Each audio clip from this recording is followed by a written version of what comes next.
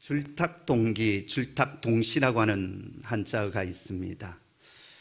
알에서 병아리가 깨어날 때 그 알 속에 있는 병아리가 바깥을 향하여 신호를 톡톡 보냅니다. 그러면 바깥에 있는 어미닭이 부리로 콕콕 쪼아서 급지를 깨면 그때 병아리가 삐약하면서 이제 나오는 겁니다. 여기 알 속에 있는 그 병아리가 바깥을 향하여서 톡톡 신호를 보내는 것이 줄이라고 한다면, 바깥에 있는 어미닭이 부리로 톡톡 깨워주는 것이 탁입니다. 근데 이 줄과 탁이 동시에 이루어질 때 생명의 역사가 일어나게 되는 겁니다. 아직 병아리가 안쪽에서 준비되지 않는데 어미닭이 바깥에서 먼저 깨어버리면 그 병아리는 장애를 가진 닭이 되거나 죽게 될 것입니다. 반대로 알 속에 있는 병아리가 아무리 두드렸는데도 바깥에서 그 알을 깨워주지 아니하면 결국 또 그 병아리는 죽게 될 것입니다. 이게 동시에 일어나야 된다라는 거예요. 우리 신앙의 역사도 역시 마찬가지입니다. 두 가지가 부딪히는 곳에 하나님의 역사가 일어납니다.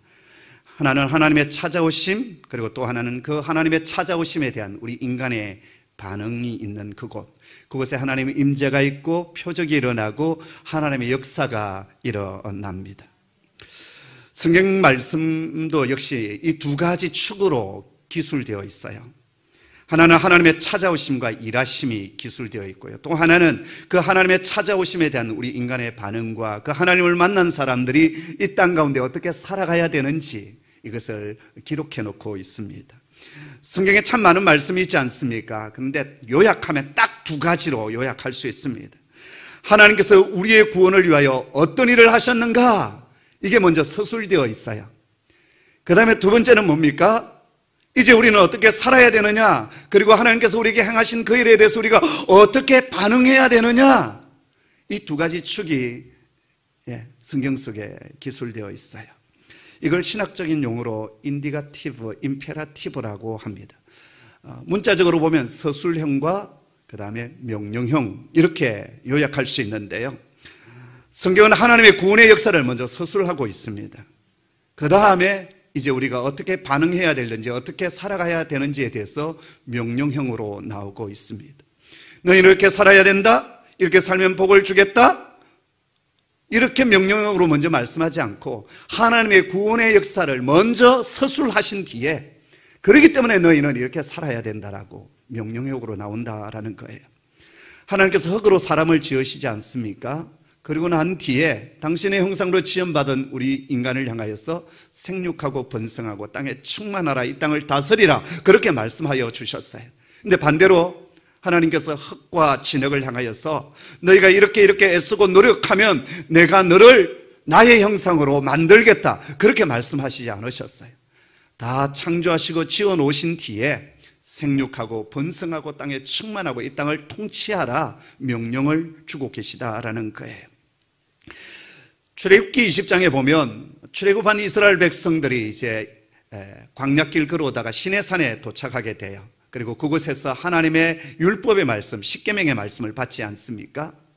자, 그런데 십계명이 시작되어지는 출애굽기 20장 1절 2절에 보면 무슨 말씀부터 나오냐 하면 이렇게 말씀합니다. 나는 너를 애굽 땅 종되었던 집에서 인도하여 낸 너희의 하나님 여호와라. 이건 서술행입니다. 그동안 하나님께서 행하신 그 구원의 역사를 먼저 서술하고 있습니다. 바로 그 뒤에 명령행이 나오고 있습니다. 너는 나 외에 다른 신들을 두지 말지니, 명령행이에요. 이게 바로 성경의 구조입니다. 자, 복음서를 보십시오. 예수님께서 먼저 찾아와 주십니다. 구원의 은혜를 허락해 주시고 표적을 행하여 주시고 그 사람의 문제를 해결하여 주십니다. 그런 뒤에 나를 따라오너라, 이렇게 살아가라, 주님 말씀하여 주십니다. 서신서에서 이것이 가장 잘 나타나져 있는 서신서가 바로 로마서예요. 로마서의 앞부분은 우리 인간이 얼마나 문제가 많고 패역한 존재인지에 대해서 고발합니다. 그러면서 우리를 향한 하나님의 구원의 역사, 그 신실함에 대해서 하나하나 서술해 가고 있습니다. 그런 다음에 그 신실함에 대해서 우리가 어떻게 반응해야 되는지, 바로 그것이 믿음이라고 말씀하지 않습니까? 우리가 믿음으로 반응하게 되었을 때 하나님은 우리를 의롭다, 디카이오 시내를 선언하여 주시고 너는 내 자녀다, 내 백성이다, 그렇게 인침을 허락해 주시는 거예요.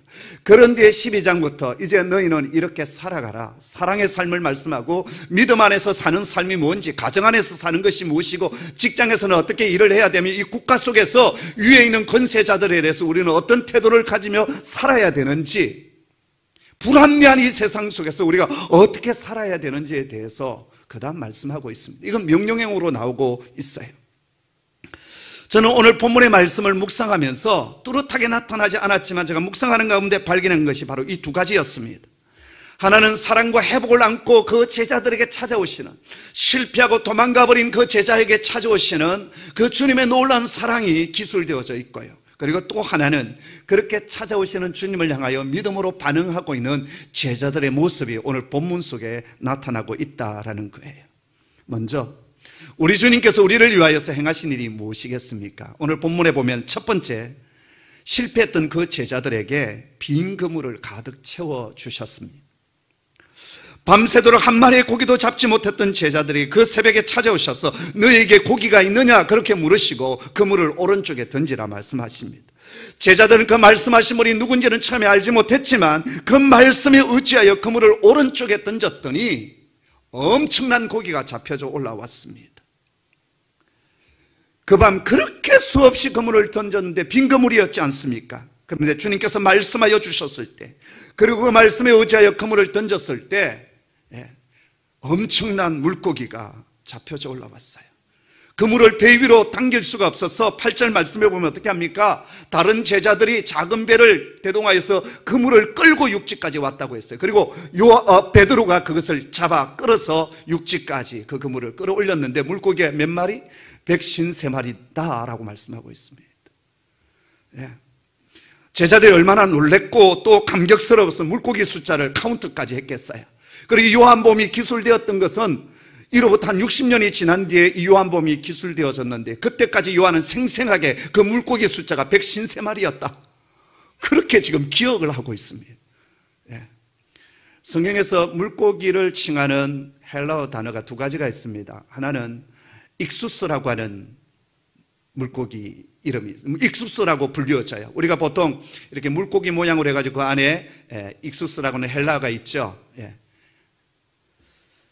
그러한 생선이 있고요. 그 다음에 옵사리온이라고 하는 물고기가 있습니다. 익수스는 어떤 물고기냐? 자, 그물을 던졌어요. 잡혀 올라왔는데요, 이따만 거, 팔 수 있는 거, 상품성이 있는, 이게 어떤 고기냐? 익수스 물고기예요. 그런데 이제 잡았는데 이런 거 팔쭉팔쭉 하는 작은 거 있지 않습니까? 이게 옵사리온이에요. 이게 살아있으면 그냥 물에 던져버리면 되는데 죽었으면 어떻게 하죠? 그냥 버리는 거. 그래서 예수님께서 500여의 기적의 역사를 일으키실 때 그 아이가 가져왔던 물고기가 익수스였겠어요? 옵사리온이었겠어요? 옵사리온이었어요.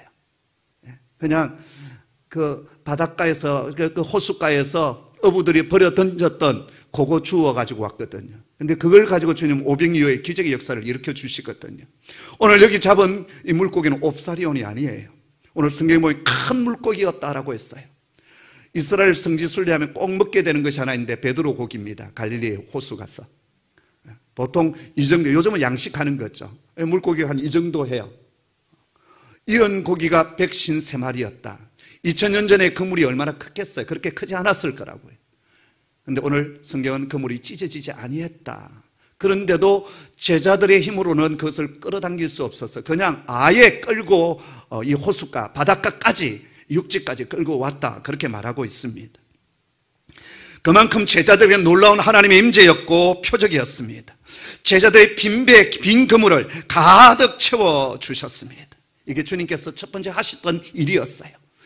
사랑하는 성도 여러분, 올 한 해 우리의 삶의 순간순간마다, 우리의 삶의 자리자리마다 우리 주님께서 찾아와 주시고 말씀해 주시고 역사해 주셔서 우리의 빈 그물, 빈 배가 가득 채워지는 은혜의 역사가 일어나기를 간절히 소원합니다.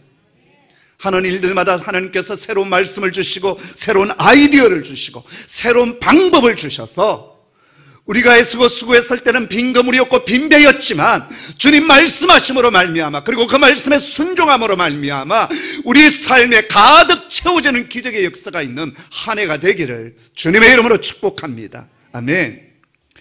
두 번째, 주님께서 제자들을 위하여 하신 일은요, 당신의 사랑하는 제자들에게 여전한 사랑을 표현하여 주셨다라는 거예요. 9절 말씀인데 같이 읽습니다. 시작. 육지에 올라보니 숯불이 있는데 그 위에 생선이 놓였고 떡도 있더라. 아멘. 밤새도록 빈 그물을 던지느라고 애쓰고 수고한 제자들을 위하여 지금 주님은 뭘 준비하고 계십니까? 따뜻한 숯불을 준비하고 계십니다.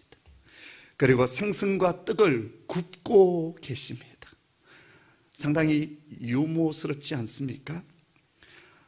우리 가운데 캠핑 좋아하시는 분들 계십니까? 이거 정말 환상적이고 낭만적인 풍경이에요. 지금 동쪽 골란공원 쪽에서는요, 태양이 떠오르고 있습니다. 그 아침에 그 태양빛에 위에서 갈릴리 호수는 지금 금빛, 은빛으로 출렁거리고 있어요. 그리고 그 호숫가에 주님은 제자들을 위하여서 모닥불을 피우고 숯불을 준비하시고 떡을 굽고 생선을 굽고 계십니다. 그리고 딱 한마디 하십니다. 와서 밥 먹으라. 한마디 하십니다. 이 한마디 속에 담긴 주님의 마음을 여러분 느껴지십니까? 옛날 어느 집에 한 아들이 큰 사고를 치고 집을 나가버렸습니다. 그럼에도 불구하고 아버지는 이 아들을 찾아 나섰어요. 나중에 보니까 이 아들이 공사판 같은 곳에서 허들의 일을 하면서 노숙인처럼 살아가고 있는 겁니다. 아버지는 할 말이 많았지만 아무 말 하지 않고 그 아들을 집으로 데리고 왔습니다. 아들의 몰골을 본 그 어머니가 마음 아파하며 얼른 아궁이에 불을 피우고 쌀을 앉혀서 따뜻한 쌀밥 한 상을 차려왔습니다. 그런데 아버지의 어머니에 대한 그 죄송함과 부끄러움 때문에 아들은 숟가락을 들지를 못하는 거예요. 그러자 그때까지 아무 말씀이 없으셨던 아버지가 한마디 하십니다. 밥 먹으라. 그 한마디에 아들은 눈물을 뚝뚝 흘리며 밥 한 숟가락을 입안에 집어넣었습니다.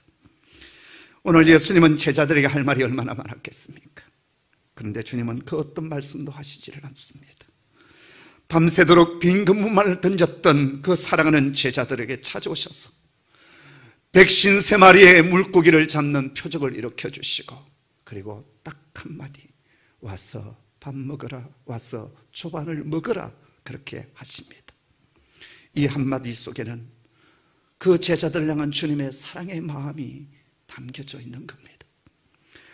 열왕기상 19장에 보면 엘리야가 갈멜산 영적 전투에서 큰 승리를 거둡니다. 그때 엘리야는 그런 생각을 했어요. 이제 엄청난 하나님의 표적도 보았고 저 바알 선지자를 다 진멸했으니까 아합 왕과 이세벨 왕후 그리고 온 이스라엘 백성들이 여호와 하나님에 대한 신앙으로 돌아올 줄 알았어요. 그런데 이세벨이 엘리야를 죽이고자 군대를 풀어버렸습니다. 그 한마디에 엘리야는 푹 꼬꾸라집니다. 갑자기 영적 탈진과 피곤이 몰려옵니다. 그래서 그가 어떻게 합니까? 그 갈멜산에서 전 남쪽 브엘세바까지 도망을 가버려요. 갈멜산은 이스라엘의 저 북쪽에 있는 산입니다. 브엘세바는 가나안의 제일 아래쪽에 있는 성읍이에요.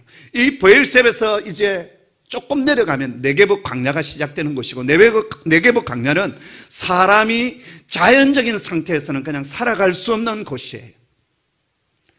자, 땅끝까지 그가 도망을 옵니다.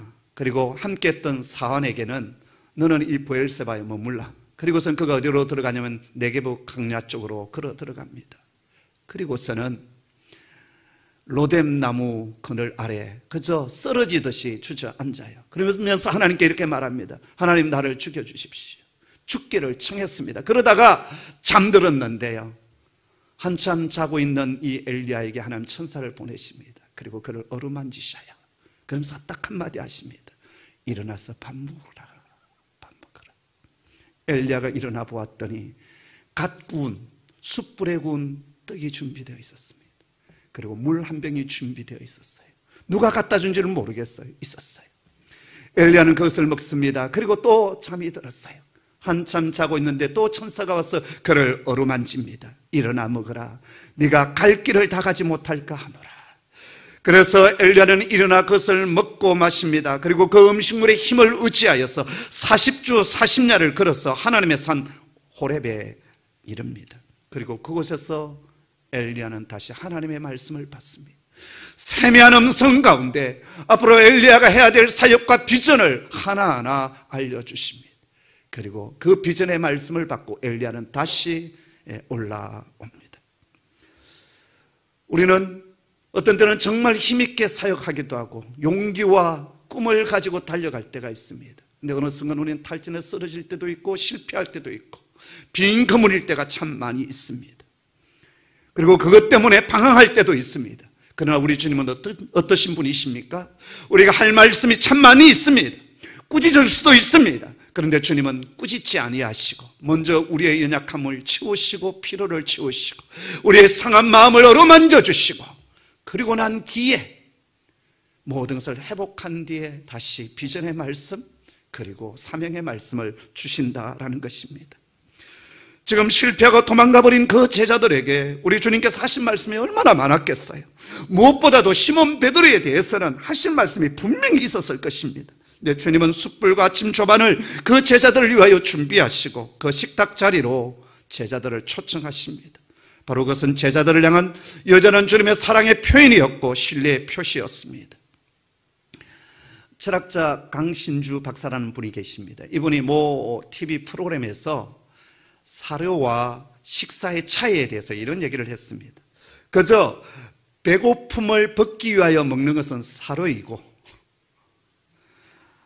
행복하게 사랑하는 사람과 함께 먹는 것은 식사다, 그런 얘기를 했습니다. 그러면서 발트 베냐민의 말을 인용하고 있는데요, 누군가와 식사를 함께 한다는 것은 그 사람을 사랑한다는 의미이다. 공감이 되십니까? 저는 일주일 가운데 가장 기다려지는 시간이 바로 주일 저녁입니다. 왜 그럴까요? 우리 가족 모두가 한 자리에 모여서 저녁 식탁 자리에 앉아서 밥을 먹기 때문에 그렇습니다. 주일날은 저희 부부가 가장 피곤한 날입니다. 그런데 이 저녁 시간이 저에게는 가장 행복한 시간이에요. 많이 피곤하고 힘들지만 이병희 사모 저희 아내는 온 가족을 위하여 정성을 다하여 냉장고를 파먹어 가면서 음식을 만들어냅니다. 아이들도 집밥이 최고다 그러면서 먹습니다. 외식하면 얼마나 좋겠어요. 그런데 바깥에서 있는 밥보다도 집밥이 맛있다고 그러네요. 일부러 그러는 건지 왠지 모르겠어요. 그런데 그 자리에 앉아서 같이 밥을 먹는 것, 뭐 다른 거 별거 없습니다. 그냥 밥 먹습니다. 근데 그것이 저에게도 저희 아내에게도 온 자녀에게도 기쁨의 시간이 되는 겁니다. 왜요? 사랑하는 가족이고 사랑하는 사람이 모여서 먹는 밥이기 때문에 그렇습니다. 그렇습니다. 오늘도 주님은 우리를 당신이 준비하신 그 식탁 자리로 초청하십니다. 그리고 여전한 당신의 사랑을 우리에게 확인시켜 주십니다. 다윗은 하나님께서 준비하신 이 식탁을 찬미하면서 이렇게 고백하고 있습니다. 주께서 내 원수의 목전에서 내게 상을 차려주시고 기름을 내 머리에 부으셨으니 내 잔이 넘치나이다. 아멘. 성도 여러분, 우리 인생 앞에 대적도 있고 원수도 많이 있고 또 힘들고 어려운 일들이 참 많이 있지만, 그러나 내게 상을 차려주시고 내 머리에 은혜의 기름을 부어주시는 그 주님으로 인하여서 내 잔이 넘쳐나는 그런 한 해가 되기를 주의 이름으로 축복합니다. 아멘. 세 번째, 우리 주님께서 저와 여러분을 위하여 하신 일은 하잘것 없는 우리들을 당신의 사역에, 당신의 일에 참여시켜 주신다라는 것입니다. 주님께서 지금 제자들을 위하여 마련하신 이 아침 식사 자리에 제자들을 부르시면서 너희가 잡은 생선도 가져오라고 말씀하십니다. 그것이 10절의 말씀이에요. 참 이상하지 않습니까? 제자들을 위하여서 조반을 준비하셨다면 완벽하게 퍼펙트하게 준비를 하실 것이지 조금 모자라는 듯이 준비를 하시고서는 너희가 잡은 생선도 가져오라 그렇게 말씀하시느냐라는 거예요. 바로 그것은 제자들을 향한 주님의 배려였습니다.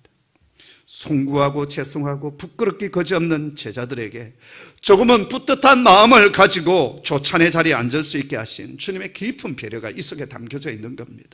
우리도 그렇지 않습니까? 어떤 공동체 안에서 내가 한 일은 실패였고 내가 한 일은 손해를 끼쳤는데 나중에 어떻게 해서 성공을 거두게 되었고, 그래서 온 팀들이 이제 회식의 자리로 모여들었습니다. 모두가 이번 프로젝트에 성공해서 너무 잘했어. 그런데 이 일에 실패한 사람은 어떨까요? 그 자리에 앉기가 너무나도 죄송스럽고 부끄러운 겁니다. 다른 사람들 뭔가 공을 세웠는데 나는 아무 공로도 없고 할 일이 없이 그냥 한 일도 없이 벤치만 뜨끈하게 데우고 있었다. 그러면 모두가 기뻐하는 그 자리에 함께 앉기가 쉽지 않습니다. 지금 제자들의 상태가 그렇습니다. 3년 동안 주님의 사랑과 은혜를 많이 받았습니다. 그런데 십자가 앞에서 무너졌고 실패하고 다 도망가 버렸습니다. 시몬 베드로는 주님께서 빤히 바라보는 그 앞에서 3번이나 주님을 부인했고 나중에는 저주까지 하면서 주님을 배신했습니다. 부활 이후에 주님은 2번이나 제자들에게 찾아와 주셨고 다시 갈릴리에서 만나자라고 말씀하여 주셨어요. 그래서 지금 갈릴리까지 왔지만 주님 앞에 이전처럼 자신만만하게 떳떳하게 설 용기가 없었던 것입니다. 그러한 제자들에게 주님은 너희가 잡은 그 생선도 가져오라 말씀하시면서 제자들에게 그 마음의 부담감을 풀어주고 계시는 겁니다. 그리고 조금은 마음 편안하게 아침 조반을 먹게 하십니다. 우리가 믿음 생활하면서 감사해야 될 부분이 바로 이 부분입니다. 주님은 당신이 하시는 그 일에 정말 보잘것없고 하잘것없는 저와 여러분을 부르시고 함께 참여시켜 주신다라는 거예요. 왜 그러실까요? 마지막 어린 양의 혼인잔치, 마지막 그 천국에서의 잔치에 우리가 떳떳하게 자신만만하게 주님 저도 하나님 나라의 한 부분에서 뭔가 했지 않았습니까? 그때 그 어려울 때 그래도 제가 뭔가 좀 한 일이 있지 않습니까? 부끄럽지 않게 그 자리에 참여할 수 있도록 하나님은 우리를 늘 당신의 일에 당신의 사역에 참여시켜 주신다라는 거예요. 할렐루야. 그런 의미에서 여러분 어떤 직분을 맡았든지 또 어떤 일들을 하든지 간에 그것이 하나님 나라의 일이고 주님의 일이라고 한다면 기쁨으로 감사함으로 즐거움으로 참여하십시오. 그래서 마지막 주님 앞에 갔었을 때 떳떳함으로 그 잔치자리에 들어가는 저와 여러분 되기를 간절히 소원합니다. 자, 그렇다면 이제 우리가 해야 될 일이 무엇이겠습니까? 주님께서는 이렇게 하셨어요. 그렇다면 이제 우리가 해야 될 일이 무엇이겠습니까? 그 첫 번째는 찾아오시는 주님을 알아보는 영적 눈이 우리에게 있어야 합니다. 자, 7절 말씀인데요. 함께 읽죠. 시작. 예수께서 사랑하시는 그 제자가 베드로에게 이르되 주님이시라 하니 시몬 베드로가 벗고 있다가 주님이라 하는 말을 듣고 겉옷을 두른 후에 바다로 뛰어내리더라. 아멘. 처음에는 아무도 찾아오신 그분, 말씀하신 그분이 주님이신 줄을 알지 못했어요. 그런데 엄청난 고기가 잡혀 올라오는 그 순간 딱 한 사람이 주님임을 알아보았습니다. 그가 누구였습니까? 성경은 예수님의 사랑받는 제자라고 했어요. 바로 이 요한복음을 기술한 제자 요한이었습니다. 주님이시다. 여러분 참 궁금하지 않습니까? 모든 제자들은 주님이신 줄 알아보지 못했어요. 그런데 요한만큼은 주님이시다 알아보았습니다.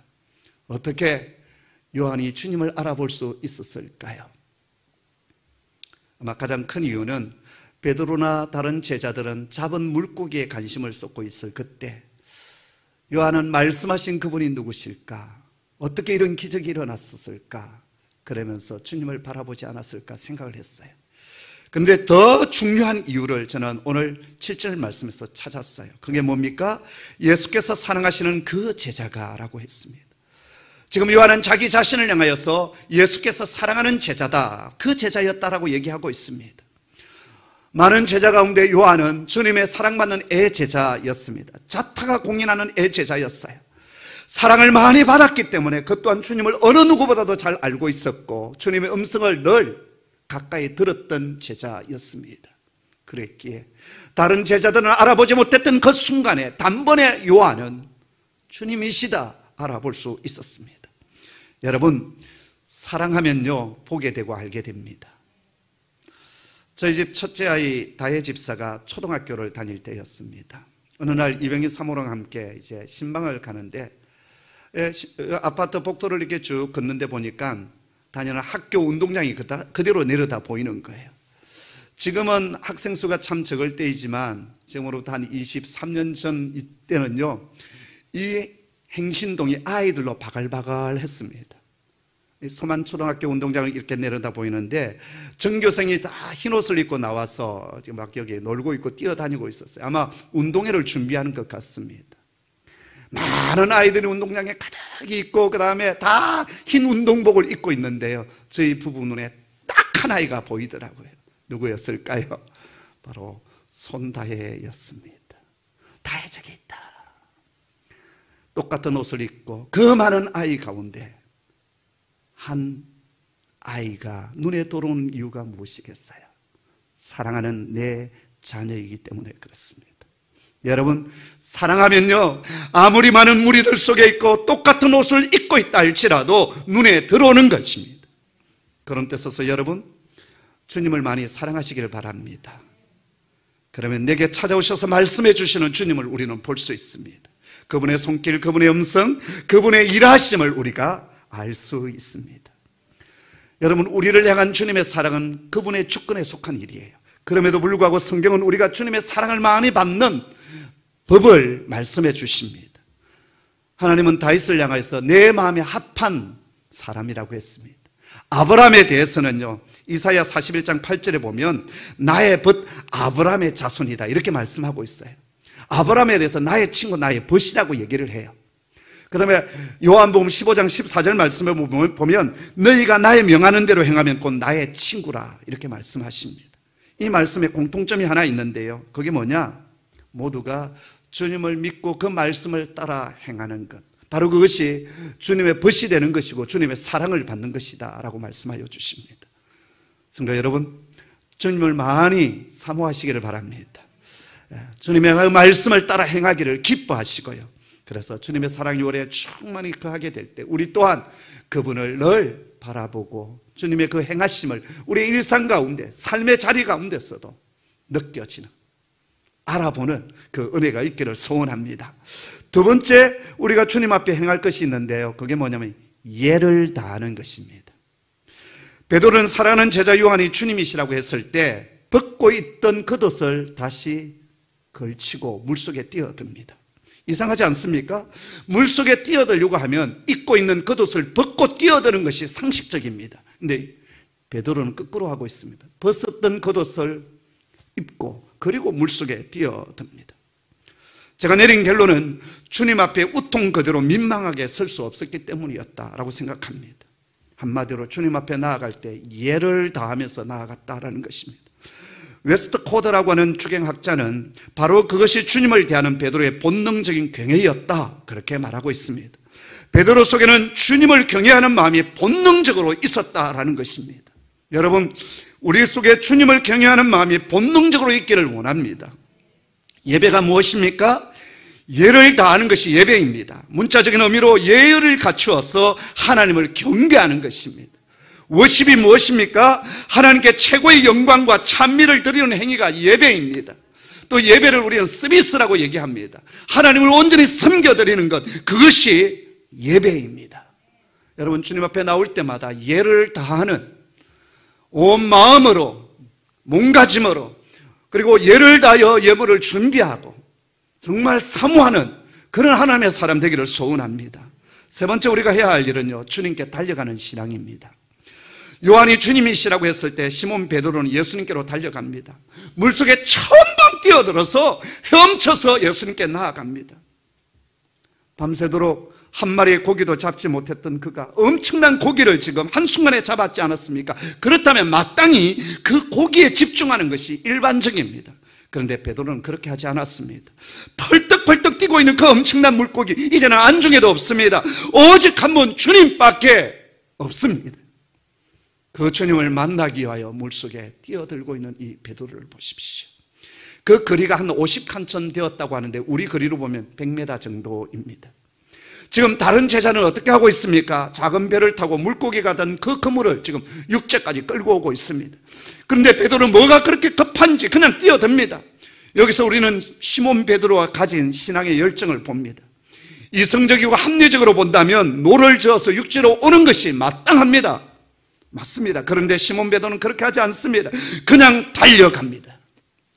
어떤 신앙의 유행이 옳다고 말하기는 어렵지만 저는 시몬 베드로가 참 좋습니다.